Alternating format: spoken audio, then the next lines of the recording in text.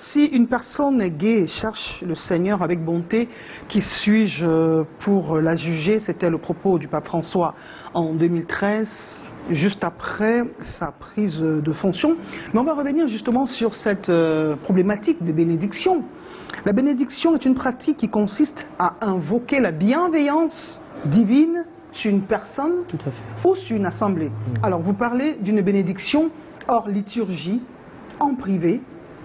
Dieu, il est omniprésent. Que ce soit en public ou en privé, la position de Dieu reste la même. On aimerait bien comprendre, parce qu'il y a des millions de personnes qui restent un tout petit peu perdues. J'aimerais également donner l'opportunité à notre troisième panéliste. Il est avocat au barreau du Cameroun, maître Achille Dio, un habitué de ce plateau. Bonsoir et bienvenue. Bonsoir mon cher, merci. Bonsoir aux fidèles de cette production. Bonsoir au panel. Merci de l'invitation. Nous pensons pouvoir étayer la lanterne des téléspectateurs relativement à ce sujet qui en réalité fait couler beaucoup d'encre de salive. D'accord. De votre point de vue, observateur, je ne vais pas questionner votre appartenance religieuse. Comment avez-vous accueilli cette sortie-là? Avec beaucoup de froideur. Au vu de mon obédience religieuse, je peux dire que j'ai été un peu déçu, même j'ai été déçu. Et la première prise de parole de l'homme de Dieu, l'abbé Étienne Bakaba. Du père l'abbé Étienne, c'est ça? Exactement. Je veux dire, cette première prise de parole a essayé d'atténuer mes émotions et j'ai été très fier lorsqu'il a martelé avec véhémence, lorsqu'il dit qu'il n'est pas prêt à bénir un couple homosexuel qui viendrait devant lui-même en privé. Alors, l'homosexualité, c'est un comportement qui n'est pas encore accepté chez nous. Pour que cela soit clair, ne colportons pas et ne faisons pas de la transhumance des mœurs des autres. L'homosexualité n'est pas encore acceptée chez nous et vous ne souhaitez pas qu'elle soit acceptée. Je souhaite qu'on reste ainsi. Pourquoi?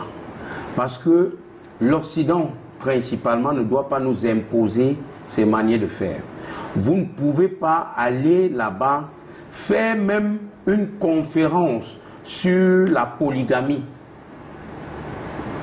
On ne peut pas vous accorder faire une simple conférence sur la polygamie. Mais on permet aux gens de faire des discours sur des pratiques qui sont condamnées chez nous. L'ordre public camerounais en la matière se veut dur. Cette sortie du pape, en réalité, a choqué ce qu'on appelle, si c'était en politique, la droite chrétienne. Parce qu'il y a ceux qui pensent que l'Église catholique doit rester dans les principes qui sont les siens. Dire par exemple que vous pouvez, c'est où j'ouvre le débat avec l'abbé, dire par exemple qu'il pourrait bénir un homosexuel qui vient le voir en privé, même jusque-là, c'est toujours chercher à ouvrir d'une manière ou d'une autre le débat sur l'acceptabilité de cette pratique chez nous.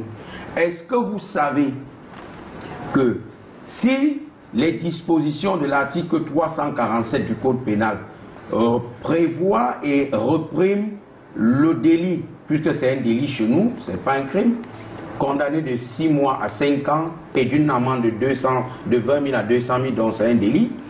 Alors, si vous, le prêtre, bénissez un couple homosexuel, même en privé, hors de la liturgie de l'Église, si vous bénissez un homosexuel, ça dépend déjà comment il est venu vers vous, on peut vous poursuivre également dans le cadre des dispositions de l'article 97 de la complicité. Puisque voilà un couple qui vient devant vous, dit on veut la bénédiction. Nous, on est un couple de gays, par exemple. Nous, on est un couple de lesbiennes. Vous dites, ok, j'ai le secret professionnel, vous allez entrer, vous confesser, je ne sais pas si c'est la confession, ou alors si ce couple vient uniquement pour la bénédiction nuptiale. Alors je dis que ça, on peut vous poursuivre pour la complicité de pratiques d'homosexualité. L'essentiel pour le cartésien que vous devez l'être, c'est de dire je m'en tiens au principe de l'Église chrétienne, je m'en tiens à la morale catholique qui voudrait que tout mariage, non, toute relation sexuelle, par exemple, entretenue hors mariage, doit être condamnée.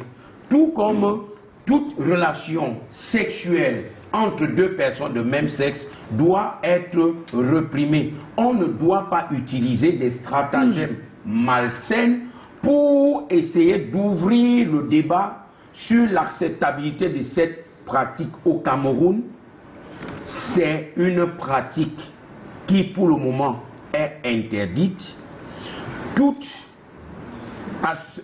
Il y a des associations de défense des droits de l'homme qui disent que c'est un droit pour d'autres, mais sachez que lorsque notre société a prévu des valeurs à ne pas franchir, vous les franchissez, vous devez être puni. Merci, c'est entendu. Alors, nous avons fait un premier tour de table avant de donner la parole au pape François pour préciser son propos.